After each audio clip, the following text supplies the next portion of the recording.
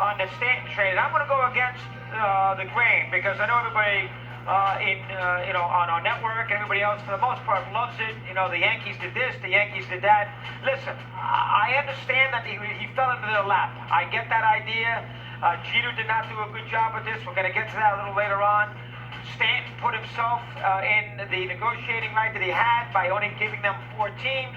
Houston, the Cubs, Houston wasn't going to go near him. The Cubs not going to go near him. The Dodgers told me at the World Series went out in that kind of payroll. So Jeter didn't have a lot of places to go. So he had to give him the Yankees, and he was stumped on their lap, and I understand that. But I'm telling you right now, I don't think it's such a great move for the Yankees. Number one, they've had a terrible history with these big-name contracts with everyday players. Giambi was a complete waste. That didn't work out. I know he hit the 2 homers in Game 7 against the Red Sox in 03, but that didn't work out. A-Rod, I know he won a World Series, but listen, even that wasn't worth it with all that A-Rod did over the years with the big contracts. On a couple of occasions, the Yankees gave him. This is a huge contract. He took $267 million, whatever it might be. So from that standpoint, a history of it I do not like. The second aspect of this contract I don't like from the Yankee perspective is the Yankees last year had a feel-good story about them. They were an underdog. They had karma. The fan base loved the team. Even the anti-Yankee fan had to sit there and understand, you know what? Yankees have done it right. Judge homegrown. Sanchez homegrown. Shortstop they made a trade for. Hicks they made a trade for. Here's Bird. I mean, they obviously made a good trade to get young players. They brought Chapman back. A lot of things to like about last year's Yankees team because it was different. They didn't run after the big contract, the big free agent, the big move. And now they go right back to doing so. It upsets the karma of this ball club. And I think the Yankee fan, the guys I spoke to all weekend, and there's a million of them who texted me, called me and said, Chris, I don't like this.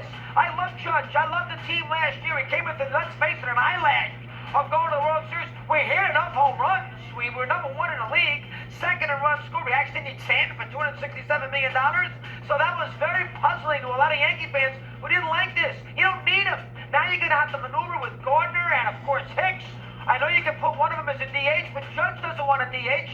Stanton doesn't want a DH. And how about if Stanton wants to go play right field? Are you going to move Judge to left? That is what you're going to do?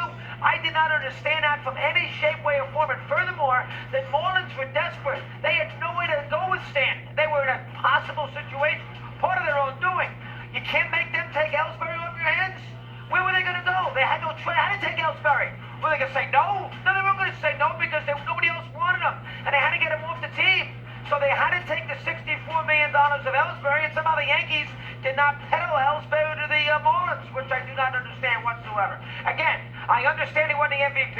I understand he hit 59 home runs. I understand Maris and Mantle, we're going to do a little turn back time there momentarily on those two back in the early 60s. This is sort of like an Eminem boy scenario. Right, left, maybe it takes a little pressure off Judge where if he hits 30 home runs, it doesn't make that much difference if Stanton hits the 45. But Stanton is in a big, deep end of the pool right now. He wasn't great with the media down in Miami. A lot of people thought he was grumpy at the All-Star break. What happens here when he goes 1 for 18 against the Red Sox in a 4-game series and has 9 strikeouts? And the media wants to talk to him. He's going to hide out in the trainer's room? I don't understand. I don't know if he's media savvy. Plus the fact, let's be fair, let's go like we see it. He pulled the Durants here. The Yankees don't need Stanton. They pulled the Durant. And Durant still hates that he gets nailed going to Golden State. He took the easy way out. Stan had a chance to go to the Giants who needed him, St. Louis who needed him. Houston won a championship. The Dodgers got the Game 7. Cubs won in 2016. And the Yankees came within a fly ball of going to the World Series this year. Frazier's 7th inning against Verlander. I understand you're going to fight me on this. Bruce will here momentarily. I don't see the need. The Yankees did not need more offense. And I'm telling you right now, the Yankees are now the hated empire again. People can't stand this in sports. This is $267 million. Where's Gardner going to go now? DH?